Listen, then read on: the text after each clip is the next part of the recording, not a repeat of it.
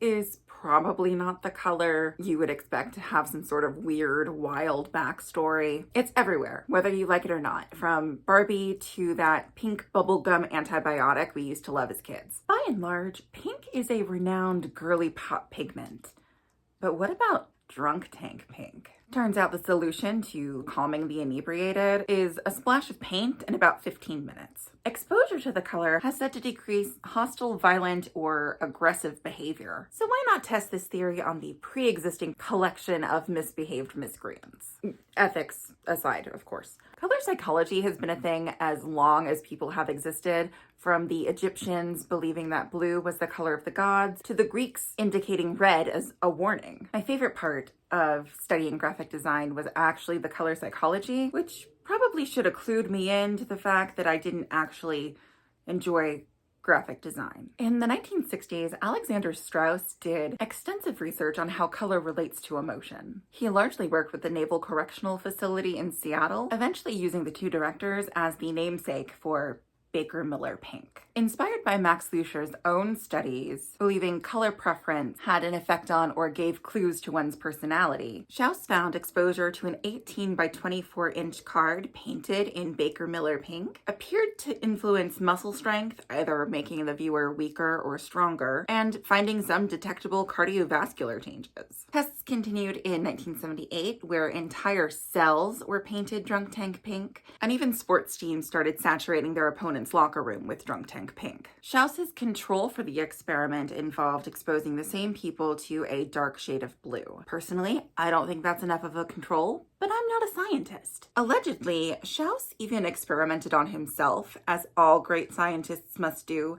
with the help of his assistant. Once again, in comparison with other colors, subjects exposed to drunk tank pink, Baker Miller pink, P618, especially after exercise, showed lower heart rate, lower pulse, and changes in respiration. Other researchers felt that the connection with the color pink to femininity would bias the study. After all, most of the participants were men. Hilariously, pink was once cast as the boy color because of its close association to red, whereas blue was seen as more gentle and delicate and soft, was deemed perfect for girls. And then one man, Lieutenant Paul Becker, noticed something different. 15 minutes seemed to calm people down. But if you pushed that exposure towards the 20-minute mark, things get a hell of a lot worse. The subject would exhibit increased aggression, and with that, increased strength. Not really the optimal result here. But here's the question.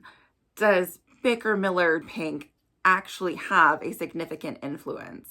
Research is ongoing for color psychology and color therapy, but repeated experiments don't show a significant difference between 10 minutes in a white room and 10 minutes in a Baker Miller pink room. As I kind of pointed out before, Strauss's experiments lacked a lot of necessary measures. A baseline, proper documentation, specific variables for testing, and overall a clear study design. But despite the controversy, Baker Miller pink is sticking around. As of 2015, 20% of all police stations and prisons in Switzerland have at least one pink cell. What's more fascinating is the shift the color pink has had in pop culture. According to a Sotheby's article, pink is not only pretty, it's punk and powerful. Pink really didn't mean anything until the 18th century, when it was more of an odd fashion choice than any sort of statement. It wasn't until the 1950s when pink became solidified as a girl color, and thanks to capitalism and the imposed gender binary, consumer culture thrived on convincing people that if they had a second child and it was a girl, they needed to replace everything they already owned with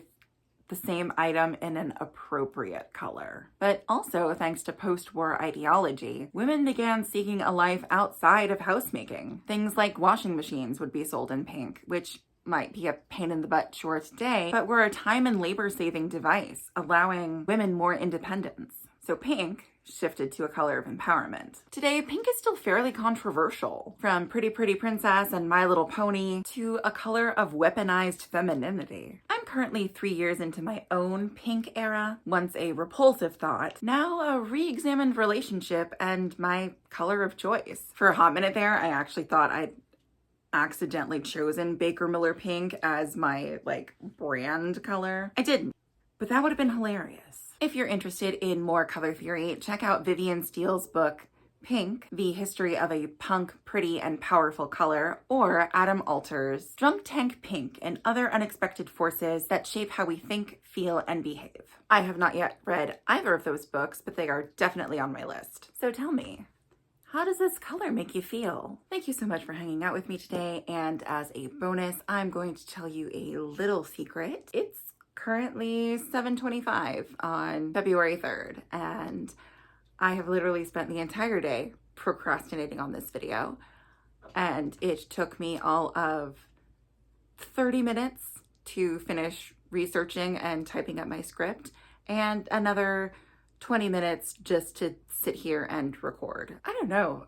Do you guys just find doing things hard these days? I don't know if it's the lack of sunlight or what. I'm gonna go feed my cat, and I should probably figure out something to feed myself.